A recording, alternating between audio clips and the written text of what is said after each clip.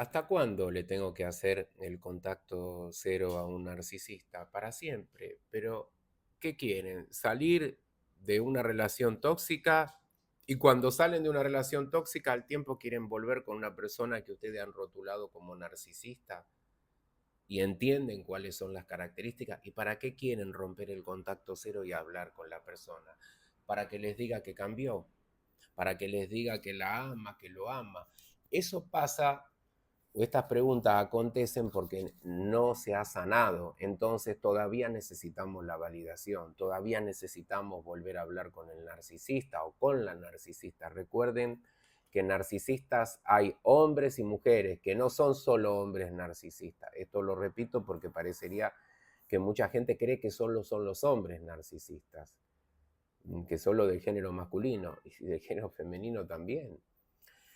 Eh, en algún punto hay que olvidar que tenemos que hacer contacto cero y seguir la vida de uno. Cuando hay un cambio energético, un cambio de conciencia, la persona sanó, se dio cuenta de todo, se sanó, se soltó, no necesita más validación. La persona no sigue registrando durante años, tengo que estar en contacto cero con el narcisista. No, se olvidó, lo soltó.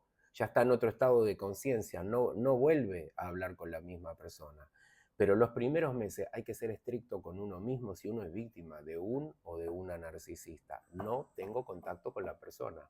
¿Por qué?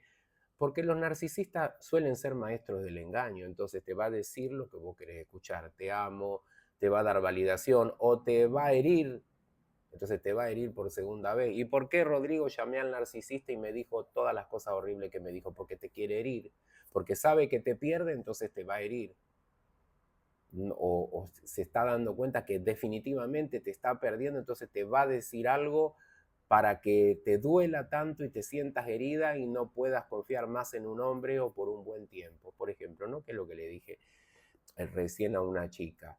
Eh, ¿Por qué jugamos con fuego? Si sabemos que alguien es narcisista y sabemos que todavía tenemos conexión emocional, ¿para qué vamos a hablar? Si nos va a envolver otra vez en la tela de araña. Y después vamos a decir, ¿y por qué me pasó esto, Rodrigo? Porque no estamos entendiendo que hay ciertas pautas para sanar. Una es no volver a hablar más con el narcisista.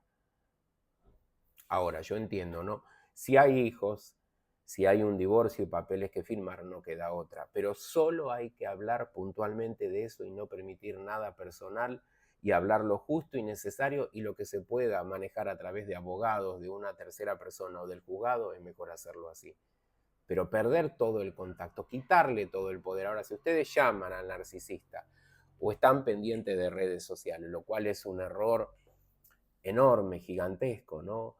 Y ustedes están intentando sanar, bueno, van a generarse sufrimiento todo el tiempo, porque el narcisista, el contenido que va a subir en redes sociales, va a ser un contenido para llamar la atención de la víctima, para hacerle sentir mal, para hacerle sentir que no vale, para hacerle sentir que él ya no te necesita o que él cambió.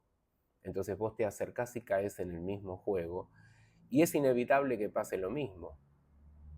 Pero Rodrigo, es que no puede cambiar una persona narcisista, no va a cambiar una persona narcisista en 6 meses, en un año, no va a cambiar. Entonces hay que aplicar el contacto cero, mantenerse firme ahí. Y con el tiempo uno olvida que está haciendo contacto cero, ya no hace más contacto cero porque sanó, porque entró en otro estado de conciencia y uno no tiene la necesidad de llamar a una persona que te va a joder la vida. No se puede decir, estoy hace 10 años haciendo contacto cero, entonces no te sanaste, porque estás pensando todo el tiempo en el contacto cero. Te olvidas que haces contacto cero porque entras en otro estado de conciencia. ¿Se comprende?